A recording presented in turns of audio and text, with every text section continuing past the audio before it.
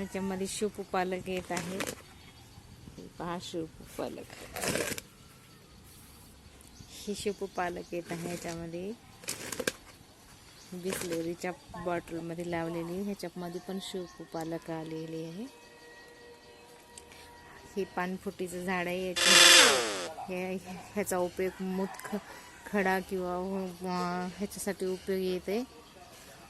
पान खावं लागतं ह्याचं. हा पालक आहे, हा शेपू पालक आहे.